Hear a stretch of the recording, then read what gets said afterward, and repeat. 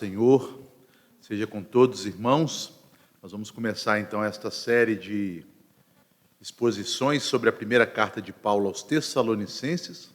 É uma carta até um pouco extensa, são 5 capítulos, então nós vamos ter uma visão assim bem panorâmica, resumida de cada capítulo, e hoje nós vamos começar lá no capítulo 1. Todos estes capítulos serão direcionados por essa verdade central, uma igreja modelo. E aí nós vamos ver que havia uma membresia, que era modelo, no capítulo 1, também uma liderança, que era modelo, mas que tinha uma resposta correta por parte das ovelhas, daqueles que eram liderados. Veremos também como essa igreja modelo vivia em santificação e também uma igreja cheia da esperança da volta de Cristo.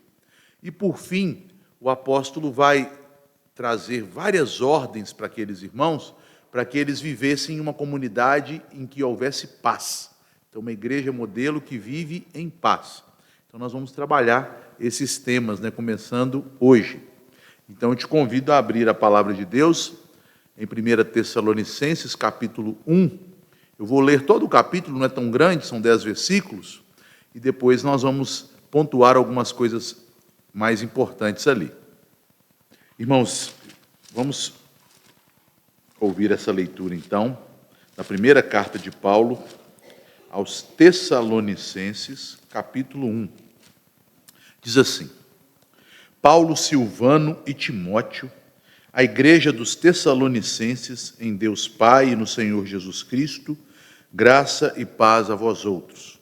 Damos sempre graças a Deus por todos vós, mencionando-vos em nossas orações, e sem cessar, recordando-nos diante do nosso Deus e Pai, da operosidade da vossa fé, da abnegação do vosso amor e da firmeza da vossa esperança em nosso Senhor Jesus Cristo, reconhecendo, irmãos amados de Deus, a vossa eleição, porque o nosso Evangelho não chegou até vós tão somente em palavra, mas sobretudo em poder no Espírito Santo e em plena convicção, assim como sabeis ter sido o nosso procedimento entre vós e por amor de vós.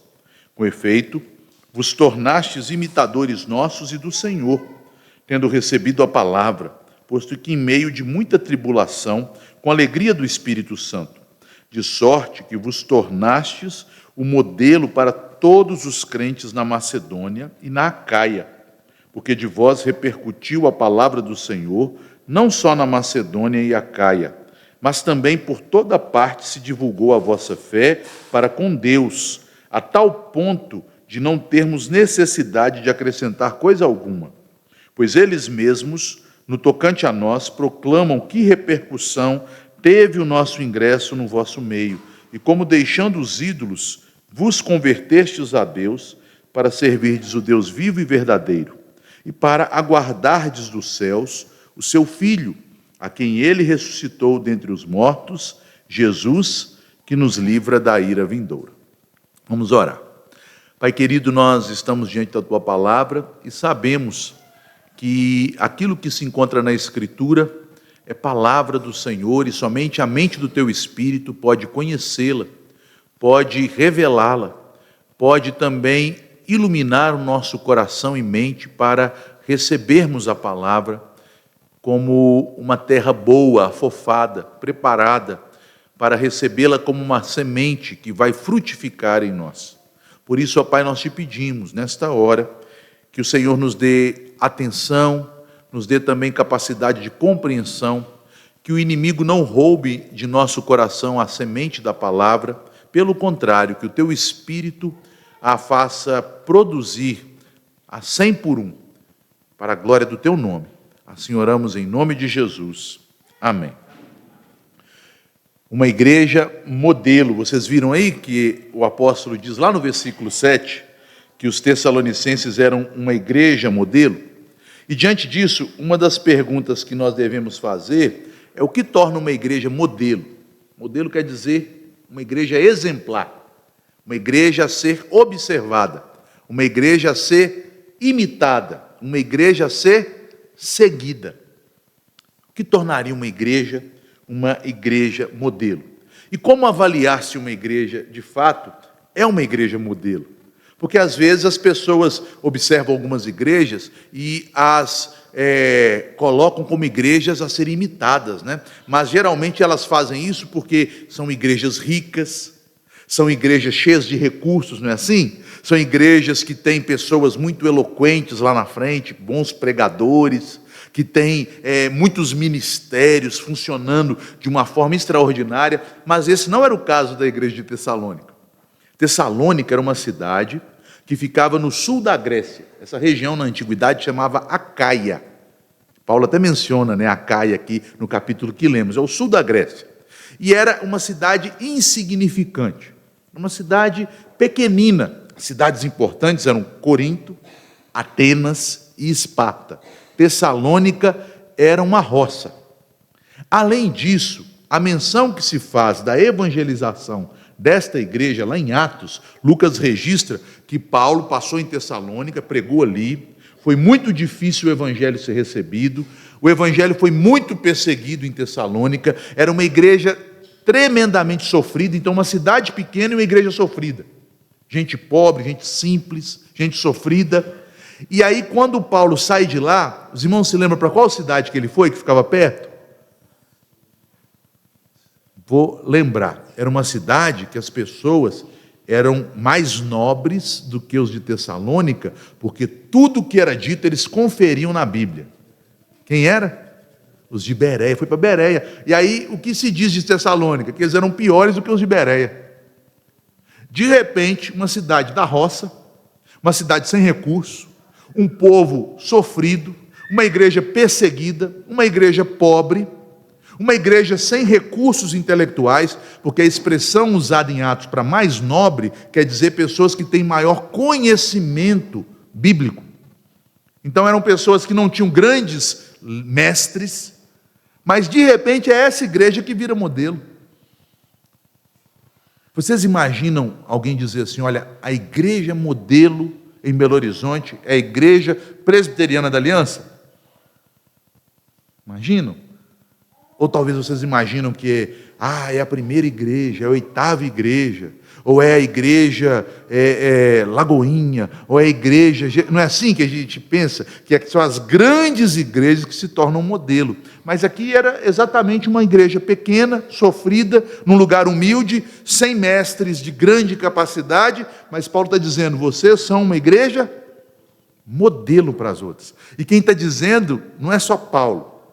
Paulo, quando escreve isso, escreve debaixo da revelação e inspiração de Deus. Então, quem está dizendo é Deus. Deus estava olhando todas as igrejas, Roma, Corinto, Éfeso. Qual que era modelo? A de Tessalônica. O que tornava aquela igreja modelo? Os reformadores se preocuparam com essa questão do que nós devemos adotar como critérios para falar, olha, essa igreja é de Deus, essa não é de Deus. Eles chamaram isso das 3 marcas de uma igreja verdadeira. Os irmãos já ouviram falar disso? Alguém se lembra? Quais são as marcas para eu falar, essa igreja é de Deus ou não é de Deus? É uma seita. Vocês sabem quais são as marcas de uma igreja verdadeira? Primeira coisa que uma igreja verdadeira tem que ter: pregação fiel da palavra. Segunda coisa que uma igreja verdadeira deve ter: a ministração correta do batismo e da ceia. E a terceira coisa, é uma igreja que aplica a disciplina. São as 3 marcas. Mas vejam, a igreja de Corinto era uma igreja verdadeira? É uma igreja de Deus? É.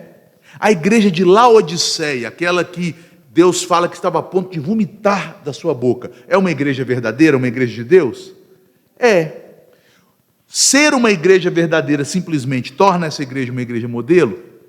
Não. Tem igreja verdadeira que é, joia, e tem igreja verdadeira que é mais ou menos, e tem igreja verdadeira que é fraca. É igreja de Deus, é povo de Deus, mas está pecando, está às vezes debaixo de juízo. Não acontece isso? Aí, mais recentemente, um pastor batista reformado chamado Mark Dever, já ouviram falar de Mark Dever? Acho que alguns irmãos já ouviram. Ele falou assim, além de uma igreja ser verdadeira, ela precisa ser saudável. Saudável. Já viram essa expressão? que seria uma igreja saudável? É uma igreja que demonstra não apenas as marcas de uma igreja verdadeira, mas que demonstra ser uma igreja madura, que tem discipulado, que tem uma liderança bíblica, que tem uma membresia que conhece as Escrituras, que pratica de fato a disciplina, que tem compromisso com a verdade, que evangeliza e que cresce. Então, a igreja verdadeira, igreja saudável. Toda igreja saudável tem que ser uma igreja verdadeira. Nem toda igreja verdadeira é saudável. Então, cresceu um pouquinho, né? Agora, além de uma igreja ser saudável, Paulo está dizendo que ela pode ser também modelo. Então, o que é uma igreja modelo? É uma igreja verdadeira, uma igreja de Cristo, que prega a palavra, ministra os sacramentos, pratica a disciplina. É uma igreja saudável e é uma igreja que se torna uma igreja que passa a ser referência para as outras. Porque uma igreja pode ser saudável, mas ser uma igreja que vive muito para si mesma, para os seus membros. Mas a igreja modelo, ela extrapola suas paredes. Ela passa a ser vista, passa a ser uma igreja referencial, passa a ser uma igreja que motiva outras igrejas, outros líderes, outros membros. Olha, nós precisamos aprender com essa igreja, nós precisamos imitar esses irmãos. É isso que Tessalônica era, a igreja de Tessalônica.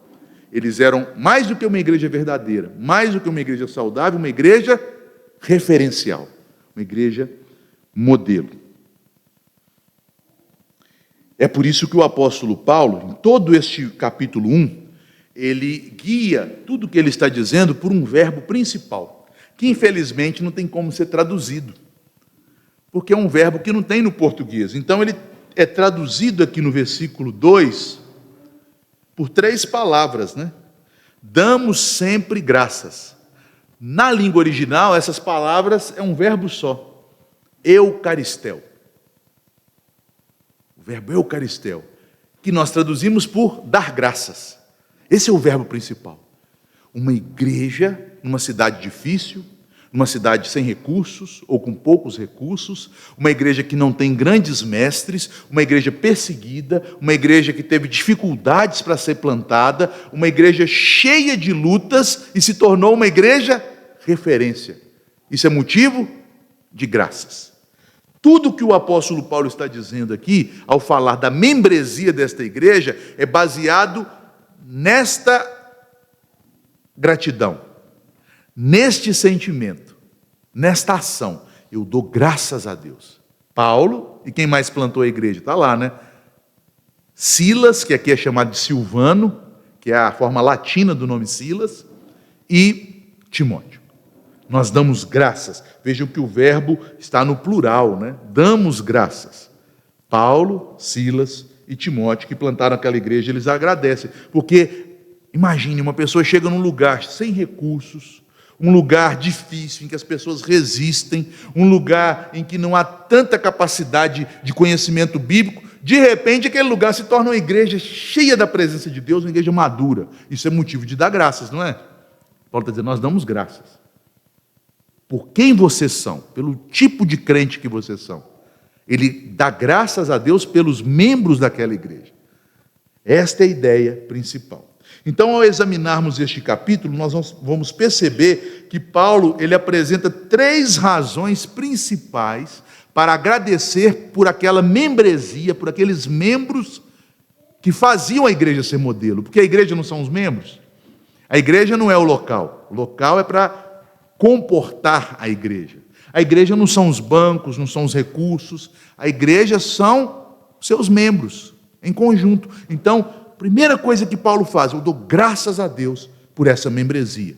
Essa membresia, não indivíduos isolados, mas como um corpo, ela é que tem sido modelo. Há 3 razões, então, daquela gratidão de Paulo. Porque aqueles crentes se tornaram crentes maduros espiritualmente. Todas as dificuldades, todos os problemas e obstáculos, a falta de recurso não foi empecilho, pelo contrário, foi o que Deus usou, porque Deus gosta disso, sabia? Se nós formos olhar a história da igreja, as igrejas que mais se destacaram na história foram só em locais que ninguém esperava nada. Quer ver? Eu vou dar alguns exemplos. Vocês sabem quem foi o maior teólogo e líder da igreja na antiguidade, depois do período apostólico? Foi Agostinho. Já ouviram falar de Agostinho? Sabe de onde que ele era o líder, o pastor? De uma cidade chamada Hipona. Já ouviu falar de Hipona? Onde Judas perdeu as botas. Lugar que ninguém conhecia. Mas por que aquele lugar ficou tão importante? Porque ali a palavra foi pregada e Deus fez acontecer algo extraordinário. Uma igreja modelo, igual Tessalônica. Deus gosta daquilo que o homem não coloca nenhuma esperança, né? Porque aí o nome de Deus é glorificado. João Calvino, já ouviram falar, né? De onde ele era pastor? Genebra. Sabia que Genebra era um dos piores lugares da Europa na época de Calvino? Um lugar pobre, miserável, não tinha nada, só tinha jogatina, lugar de prostituição.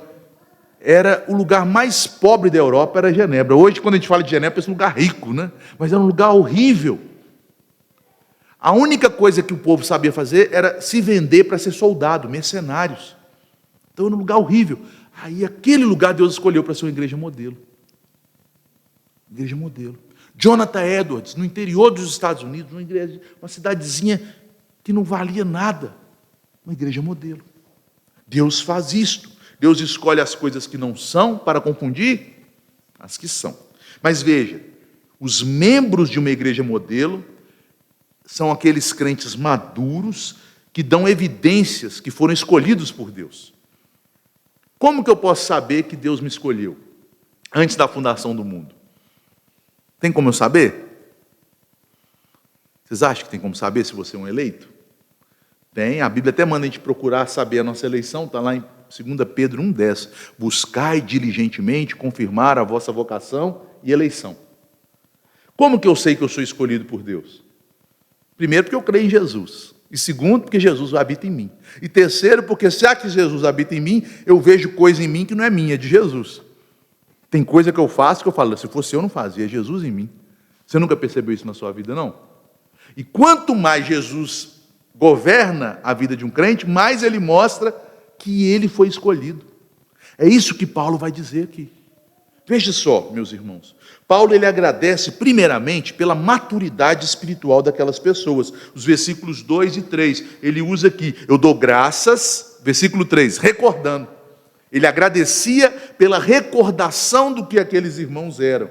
Damos sempre graças a Deus por vocês, mencionando-vos em nossas orações, sem cessar, e recordando diante do nosso Deus e Pai, da maturidade da fé de vocês, da maturidade do amor de vocês, da maturidade da esperança de vocês. Antes de Paulo falar da eleição, no versículo 4, ele vai falar da eleição. Ele fala que aqueles crentes tinham as chamadas virtudes fundamentais da vida cristã. Alguns chamam de virtudes teologais. Mas o que elas significam? As principais virtudes. Quais são as principais virtudes que o Espírito Santo produz num crente? Sabe qual é? Paulo fala disso lá em 1 Coríntios 13. Agora permanecem 3 coisas: fé, esperança e amor. Aqui ele fala fé, amor e esperança. Lá em Coríntios, fé, esperança e amor. Fé, amor e esperança. Eles tinham isso? Tinham. E tinham de forma madura. Todo crente tem fé? Tem. Todo crente tem amor? Tem. Todo crente tem esperança? Tem. Mas todo crente tem isso de forma madura? Não. Por isso que além dele falar fé, amor e esperança, ele coloca um adjetivo. Uma fé, olha aí, operosa. Um amor abnegado. E uma esperança firme. O que ele está dizendo? Vocês são crentes maduros. Às vezes a gente tem fé, somos crentes, mas nossa fé muitas vezes vacila, não vacila? Não tem momento que a nossa fé é fraca? Mas é que ele fala, não, a fé de vocês é uma fé operosa. A gente ama, porque o Espírito Santo nos dá a capacidade de amar a Deus e amar o irmão, mas às vezes nós falhamos no amor. Mas aqui ele diz, não, o amor de vocês é um amor abnegado.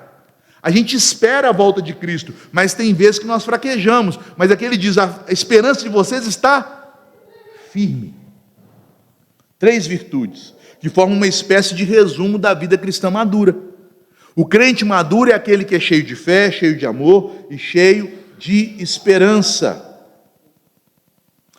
Uma fé operosa. Veja como fé e obras caminham junto. A fé sem obras é morta. Aí tem gente que fala, não, Tiago está indo contra Paulo. Não. Paulo está dizendo, a fé madura é uma fé operosa. Quando ele escreve aos Gálatas, ele diz que a fé verdadeira é a fé que opera pelo amor. Fé operosa. O que ele quer dizer com isso? Uma fé que não apenas professa que crê em Cristo, em Deus, mas que vive de acordo com essa profissão de fé. Uma fé que manifesta em obras aquilo que diz crer. Fé operosa. Segundo, amor abnegado. Esta palavra aqui dá a ideia de um amor que se esforça, de um amor que trabalha, de um amor que fadiga, de um amor sacrificial. Não amor de boca para fora, não amor apenas sentimental, um amor que tolera a fraqueza do irmão, que suporta as dificuldades uns dos outros, que investe na vida do outro, que apoia o outro, que ajuda o outro. Um amor que se envolve.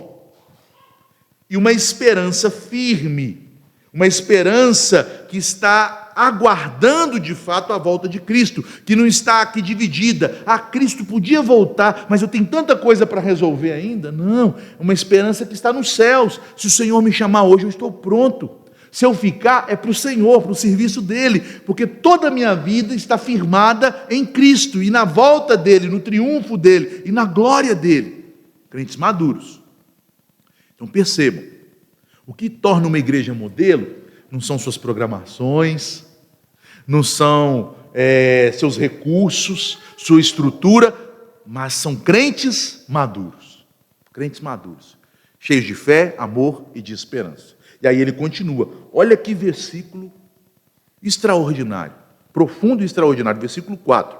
Eu dou graças por vocês, porque eu recordo do tipo de fé, amor e esperança. E o versículo 4 começa com outro verbo que complementa a ação de graças. Eu dou graças porque eu consigo ver em vocês, reconhecer em vocês que você é um eleito. Irmãos, Paulo está agradecendo pela eleição daquelas pessoas. Após mencionar as virtudes, fé, amor e esperança, Paulo apresenta aqui uma razão profunda da sua gratidão, reconhecendo, irmãos amados de Deus, a vossa eleição. O que Paulo está dizendo aqui? Primeiramente, ele chama aqueles irmãos de amados de Deus. Amados de Deus. O que ele quer dizer com isto? Ele quer dizer que antes de qualquer coisa que aqueles crentes tivessem feito, a base deles serem crentes maduros é a força deles, é o amor do Pai, amados de Deus. Eu quero que você preste atenção nisso aqui, isso é muito importante, porque a nossa salvação é uma obra da Trindade, e na nossa salvação, cada pessoa da Trindade tem um papel. Quer ver? O Pai morreu por você? Não, quem morreu por você? Foi o Filho.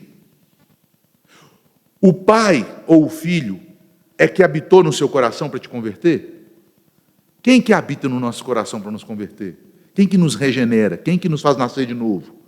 O Espírito. E quem te amou na eternidade? De onde procede o amor de Deus? É do Pai. Vocês já viram na bênção apostólica que cada uma das pessoas nos dá uma bênção? Toda semana o reverendo dá a bênção apostólica, não dá? Está lá em 2 Coríntios 13. Começa com Cristo. Qual que é a bênção que Jesus nos dá? Lembra da bênção apostólica? Qual que é a bênção de Jesus? Que é a graça de quem? Por que a graça é de Jesus, não é do Pai? Graça é a salvação que é de graça, não é isso? De onde vem a nossa salvação? Do fato de Jesus ter nos redimido, isto é, Ele pagou o preço para nos comprar, por isso que ela é de graça para nós. Ela é de graça porque alguém pagou o preço. Não é porque não tem valor. O valor é muito grande. Mas quem pagou o preço? Cristo, que é a graça de Jesus. E o amor? O amor é de quem? Do Pai. Porque quem nos amou eternamente? João 3,16. Porque Deus, quem que é esse Deus? É o Pai. Amou o mundo de tal maneira que deu o seu Filho, é o Pai. Quem que nos amou? O Pai. amados do Pai. E o Espírito, o que o Espírito faz?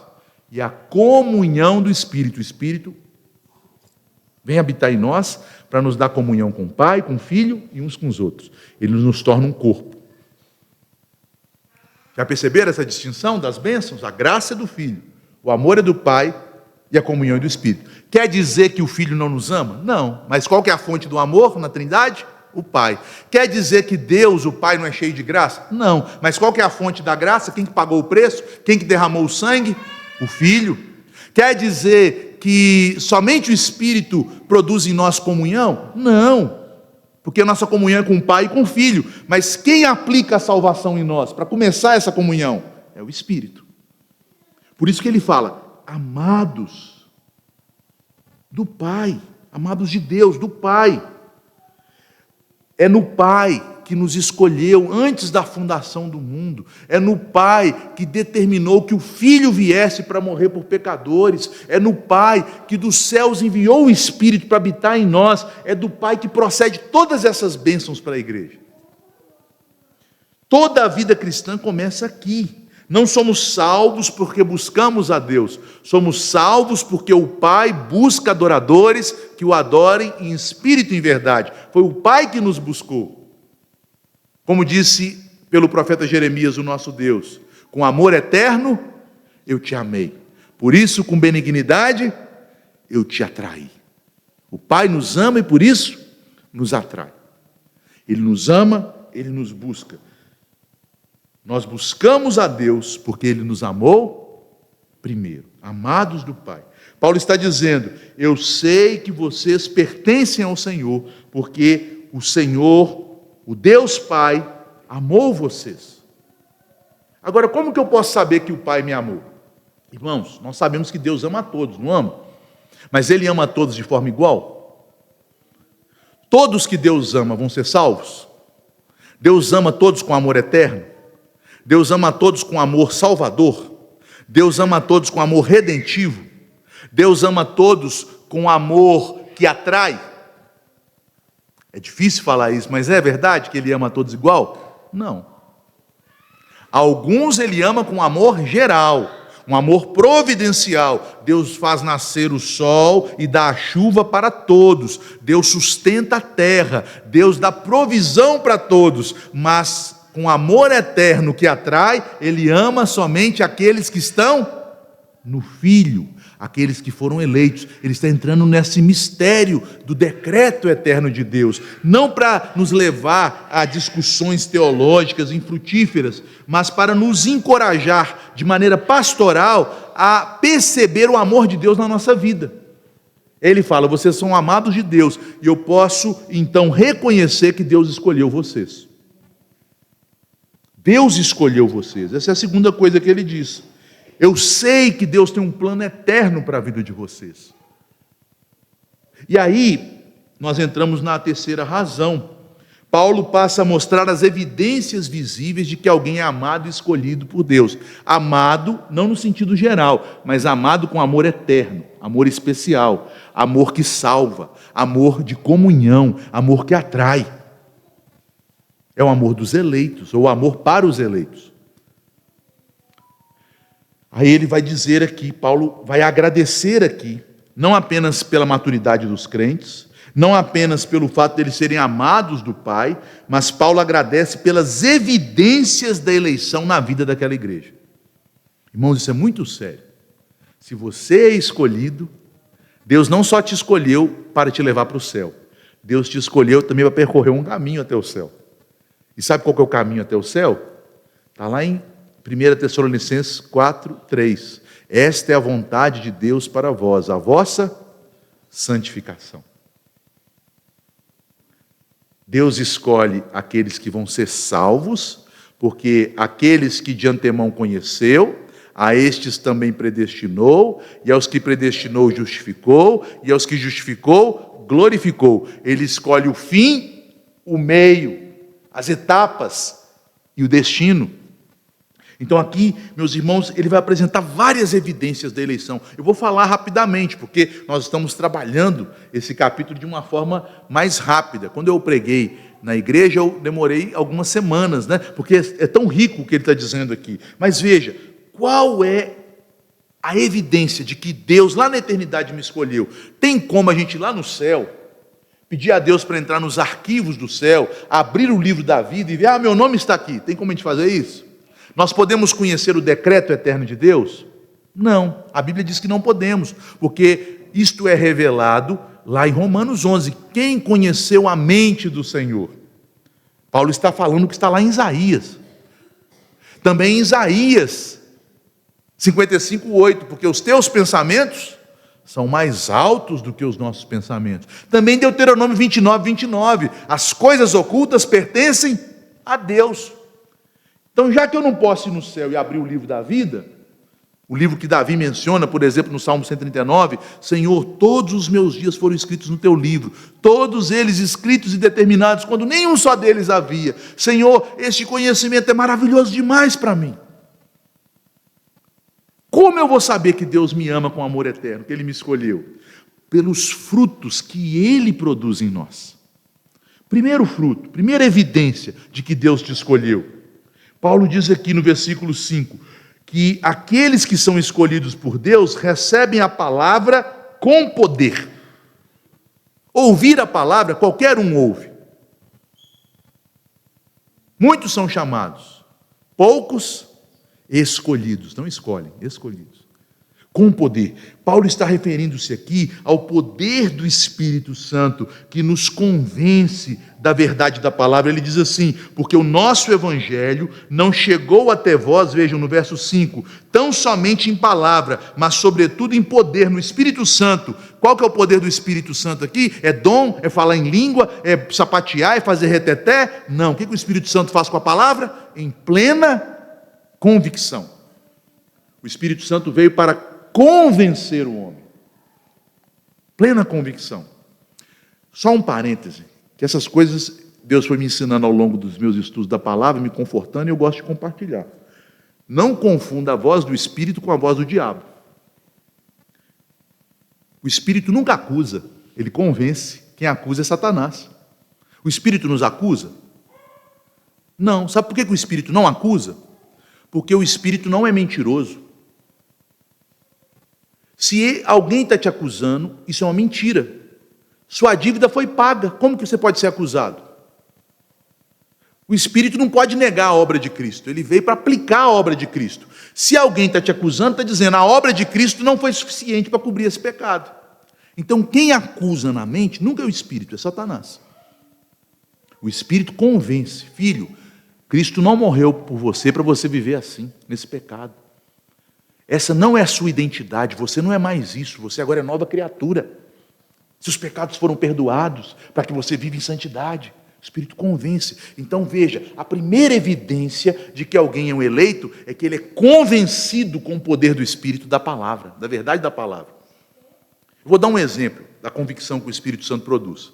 Uma vez eu fui aconselhar um rapaz, um seminarista, num seminário lá do Nordeste, que ele cometeu um pecado. Ele era solteiro, cometeu um pecado lá, de quebra do 7º mandamento, de cunho sexual. Ele mesmo se denunciou, porque se sentiu convencido pelo Espírito. Ninguém sabia daquilo, mas ele foi, procurou o capelão, se denunciou, foi levado à igreja, foi tratado, foi disciplinado, arrependeu-se, foi restaurado, mas ele continuava se sentindo culpado. E aí eu fui conversar com ele, fui aconselhar, ele pediu aconselhamento. Ah, pastor, porque eu sou assim, porque eu sou uma pessoa que tem essa fraqueza, eu tenho aquela fraqueza, eu tenho aquela fraqueza. Eu falei, calma, você está se vendo como o velho homem. Você não é mais o velho homem, não. O seu problema é esse. Sabe por que o pecado te vence?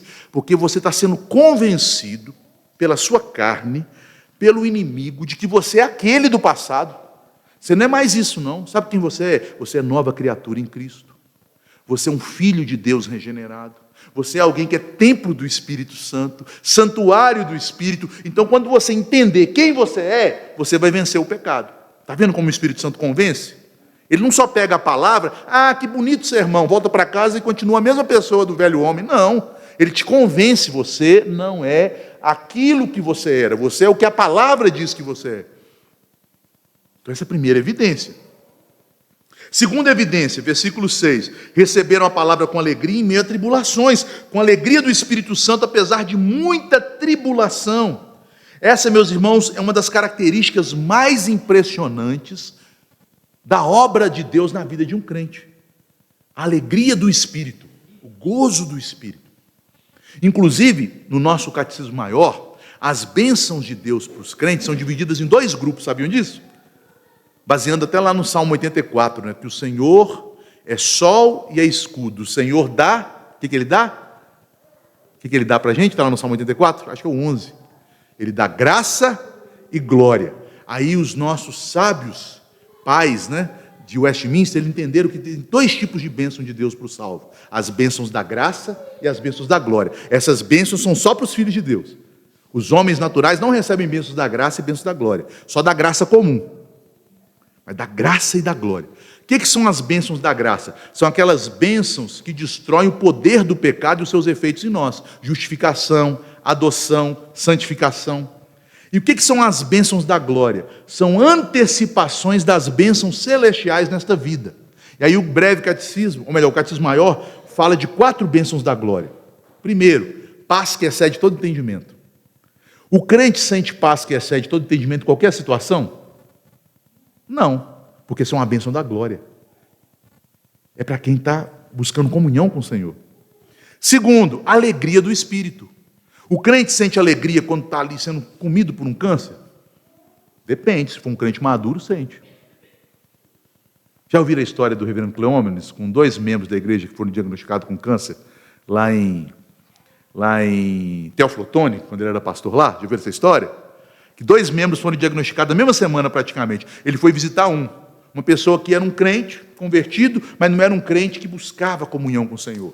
Aí quando ele foi visitar, pastor, ora por mim, eu vou morrer, estou desesperado, precisa curar, aquele desespero. Aí ele orou para aquele irmão, tentou confortá-lo, mas o irmão estava arrasado. Saiu da casa dele e foi para a casa de uma outra irmã, uma irmã piedosa, uma mulher de Deus, frequente a igreja, que dava bom testemunho, uma pessoa de vida com o Senhor. Quando o pastor falou que ela abriu a porta, ele já estava preparado, né, para aquele momento, aquela visita difícil, pesada. Ela abriu, pastor, o senhor sabe? Eu vou ser promovido, o Senhor já está me chamando. Alegre, não porque ia morrer, mas porque ela tinha a alegria do Espírito Santo em uma situação de sofrimento. Isso é uma bênção da glória. Ela já estava sentindo o antegozo do céu. É isso que Paulo está falando daqueles irmãos. Irmãos, vocês estavam sendo perseguidos, alguns mortos. Se você lê em Atos, aquela igreja sofreu uma perseguição terrível, e mesmo assim eles se alegravam. Que alegria que era essa? A alegria do Espírito. Isso não é natural, é sobrenatural. Às vezes tem crente que chega na igreja triste porque o time dele perdeu antes do culto. Não foi perseguido, não tomou chicotada. Os apóstolos, quando foram presos pelo Sinédrio, está lá em Atos 5, tomaram tanto de chicotada e saíram comemorando e rindo. Oh, que maravilha, nós estamos alegres porque fomos dignos de sofrer pelo nosso Senhor. Cumpriu-se em nossa vida a última das bem-aventuranças. Bem-aventurados quando sois perseguidos, porque a vós pertence o reino de Deus, porque assim perseguiram e maltrataram os profetas que foram antes de vós. Quando vocês forem perseguidos, alegrai e exultai, porque grande é o vosso galardão nos céus. Isso é uma bênção da glória, sobrenatural. Só para completar, 4 bênçãos da glória que nós recebemos nessa vida: paz que excede todo entendimento, alegria do Espírito, o sentimento do amor de Deus em nós, está lá em Romanos 5:5, né? A gente tem a plena consciência de que Deus nos ama, plena consciência que Deus nos ama, e a esperança da vida eterna. Está lá em Hebreus capítulo 6, versículo 10. Depois você procura lá. Então esta é uma outra evidência da eleição. Eles tinham alegria nas tribulações. A terceira evidência, eles se tornaram imitadores do Senhor e dos apóstolos. A tendência do homem natural é querer ser independente. Olha, eu tenho o meu estilo, eu tenho a minha vida, eu faço o que eu quero. Mas uma pessoa cheia do Espírito, quebrantada, ela imita Jesus. E ela imita aqueles que refletem Jesus. Não é isso que Paulo fala para os coríntios? Sede os meus imitadores, como eu sou imitador de Cristo. E isto se cumpre aqui, vejam lá no verso 6. Vocês se tornaram nossos imitadores e do Senhor. Não é que eles eram fã-clube de Paulo, de Timóteo e Silas. Não, eles imitavam Paulo, Timóteo e Silas, porque eles eram crentes mais maduros, que imitavam o Senhor em sua humildade, em sua bondade, em sua verdade, em seu amor. Quarta evidência, para ir mais rápido, versículos 7 e 8. De sorte que se tornaram modelos para outros irmãos. Então, aqueles crentes que tinham o poder do Espírito, que os convencia da palavra, que se alegravam nas tribulações, que imitavam crentes mais maduros, agora passam a ser também imitados.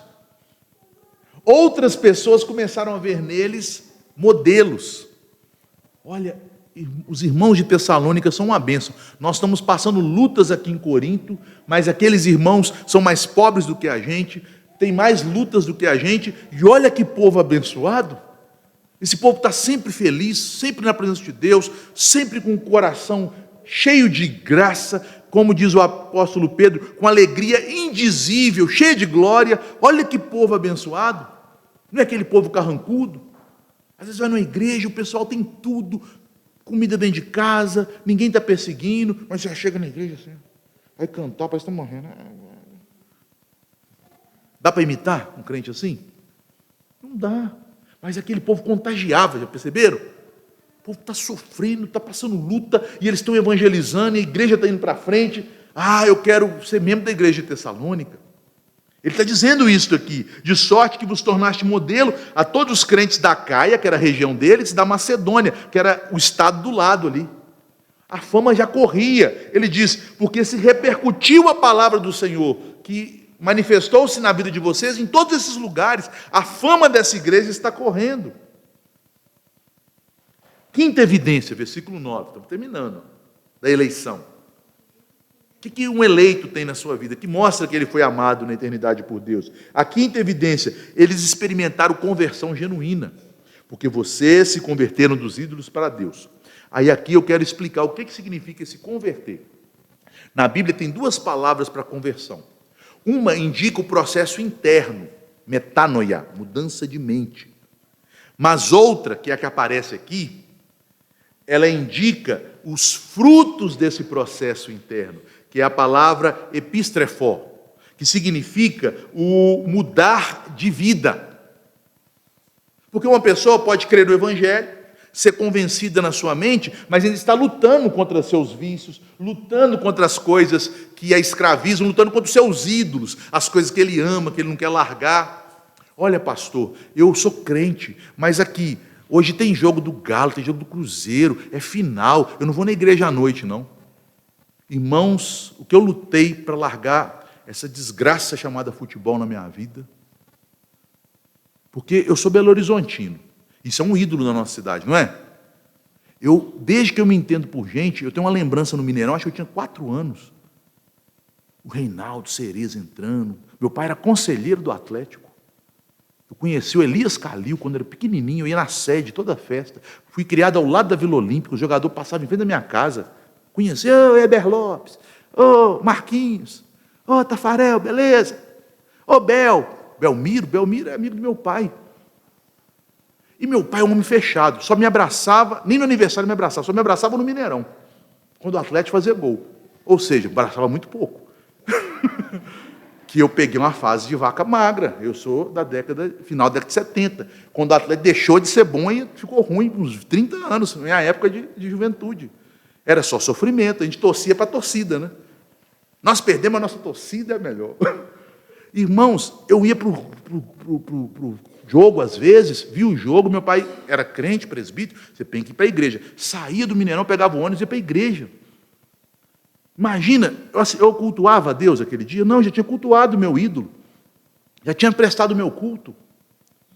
E eu fui nesse ídolo sem me converter. Convertido, metanoia, sabia que eu me arrependia dos meus pecados, que eu precisava de Cristo, mas minhas atitudes ainda eram idólatras. Estou dando um exemplo aqui, que eu acho que ninguém tem esse problema. Só fazendo um desabafo. Eu era idólatra. Até que um dia, 2012 para 2013, Ronaldinho chegou, tinha um agente do diabo na primeira igreja, que o pai dele é sócio do Menim. Ele sabia que eu era atleticano, e falou, pastor, tenho aqui um galo na veia black. Vocês lembram desse galo na veia black? Que você podia entrar em qualquer jogo no Independência? Eu vou dar para o senhor, porque eu vou só no camarote da MRV.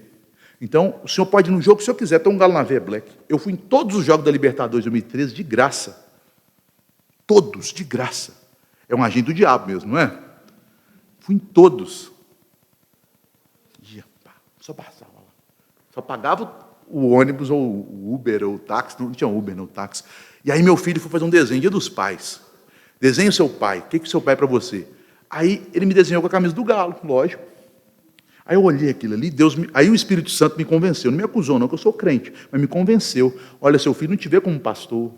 Seu filho não te vê como um homem de Deus, ele te vê como um atleticano. Aí eu falei, não, tem que parar com isso. Dia do Senhor, eu não ligo mais minha televisão. Irmãos, eu não vi o Atlético na final da Libertadores, a última, graças a Deus. Não vi o Atlético ser campeão brasileiro, graças a Deus. Não vi aquelas misérias, não vi nada.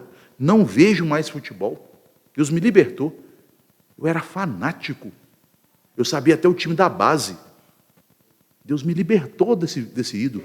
Vos convertestes. O que quer dizer isso aqui? Não é o arrependimento interno que o Espírito Santo produz, que anda junto com a fé, metano, é mudança de mente, mas é o arrependimento quando ele vai produzindo transformação, quando eu vou deixando os meus ídolos e vou vivendo para o Senhor.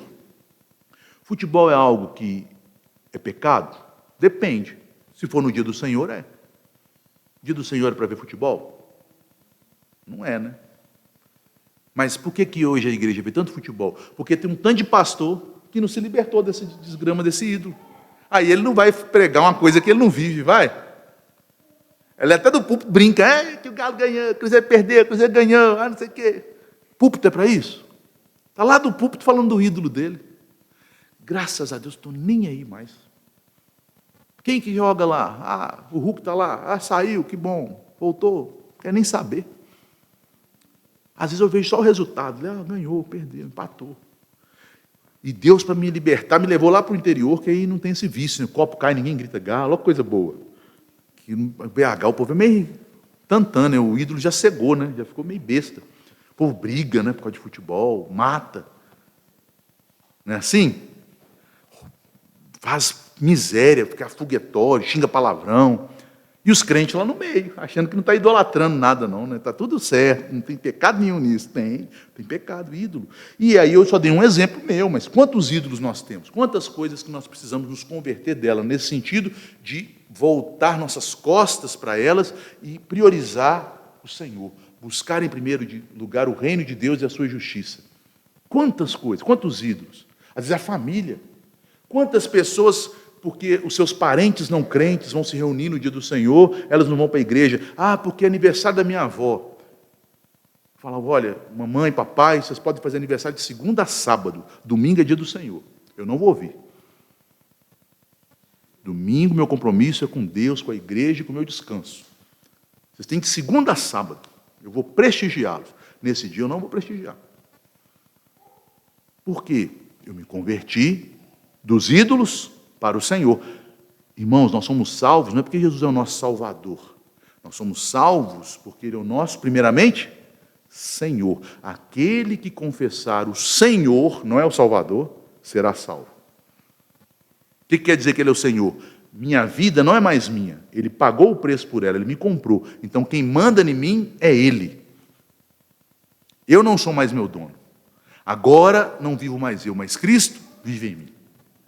Paulo está dizendo, olha, eu hoje vejo que vocês são eleitos, porque vocês não servem mais seus ídolos, seus gostos, seus desejos. Vocês servem o Senhor. E por fim, sexta evidência, o versículo 10. Vocês vivem uma vida cuja esperança é a volta de Cristo. Irmãos, que vergonha para nós evangélicos. Eu também caí nesse outro ídolo. O ídolo da esperança nesse mundo. O ídolo da ideologia política. Depois que eu vi, gente, não fui tão fanático, não briguei, não acabei com o Natal da família por causa disso, não. Mas teve gente que chegou a isso, não teve? Teve gente que viu até a igreja por causa de ídolo político. Tem gente que está nisso até hoje. Nossa esperança é partido político? Nossa esperança é A, B ou C ganhar a eleição? Qual que é a nossa esperança? Cristo. a volta de Cristo, o reino de Cristo, o evangelho de Cristo, a igreja de Cristo, a expansão do reino de Cristo. Olha, vocês se converteram dos ídolos para Deus, e a esperança de vocês está em Cristo. É Ele que livrou vocês da ira vindoura. É nele que vocês têm sua esperança. Concluindo, meus irmãos, quando Paulo então olha para aquela igreja de Tessalônica, ele não vê uma comunidade perfeita. A igreja perfeita não existe, só a do céu, só a igreja glorificada. Mas ele vê uma comunidade, uma igreja profundamente transformada pela graça. Profundamente transformada. Por isso ele dá graças. Qual é a resposta correta à graça? Graças. Graças te dou por tua graça. Ele agradece porque ele vê uma fé que produz obras, um amor que produz serviço, uma esperança que produz perseverança, uma convicção produzida pela palavra e pelo Espírito. Ele vê alegria do Espírito em meio a tribulações. Ele vê discipulado, irmãos que imitam a Cristo e os apóstolos. Ele vê também influência espiritual sobre outras igrejas. Ele vê uma conversão genuína, uma mudança de atitude. Ele vê esperança na volta do Senhor. E finalizando agora com algumas reflexões. Este texto deve nos levar a perguntar, não simplesmente se nossa igreja ela é verdadeira, ou ela é saudável. A pergunta é, nós estamos crescendo para ser uma igreja modelo? Estamos crescendo espiritualmente para ser uma igreja modelo como aquela de Tessalônica? Uma igreja cuja vida dos seus membros demonstra claramente a obra do Evangelho, a obra da graça, a obra de Cristo. Meus irmãos, aquilo que Deus fez em Tessalônica, Ele continua e pode fazer em nós. E a palavra nos foi dada para isso, para nos mostrar o que Deus faz, para nós nos convertermos dos nossos ídolos para Deus, e para que Deus, que nos amou primeiro, que é a fonte de toda essa graça, produza essa obra em nós. Então, a primeira característica de uma igreja modelo é a sua membresia. Membros que são crentes maduros. Quais as virtudes? Fé, amor e esperança. Crentes que são amados de Deus. Crentes que demonstram evidências firmes, evidências claras de que são escolhidos de Deus. Que Deus então nos abençoe, para que nós cresçamos nisso, para que Deus nos faça crescer nisso. Vamos fazer mais uma oração? Pai querido, nós te louvamos porque somos tua igreja. Às vezes, mesmo como crentes verdadeiros de uma igreja verdadeira, ainda necessitamos de aperfeiçoamento. Como muitas daquelas igrejas da Ásia que foram exortadas pelo Senhor Jesus em Apocalipse, como outras igrejas do período apostólico, a igreja de Corinto, a igreja dos Gálatas, que também sofreram muitas duras exortações pelo seu mau procedimento, mesmo sendo filhos do Senhor, mesmo sendo igreja do Senhor. Te pedimos, ó Pai, que o Senhor, pelo Teu Espírito Santo, nos convença, não nos acuse, porque o Senhor não nos acusa, já não há acusação para aqueles que estão em Teu Filho, Cristo Jesus, mas que o Senhor nos convença da necessidade de crescermos na graça, de crescermos, ó Deus, no conhecimento e na prática da Tua palavra. E que assim, ó Deus, sejamos crentes mais frutíferos, sejamos como igreja, uma igreja a ser imitada, um exemplo. Pois a igreja modelo não é aquela que tem mais recursos humanos, mas é aquela que tem mais pessoas cheias do Teu Espírito. Assim nós te pedimos, agradecidos por esta igreja, pelo ministério do reverendo Póvoa, pela obra do Senhor na igreja da Aliança. Em nome de Jesus oramos. Amém.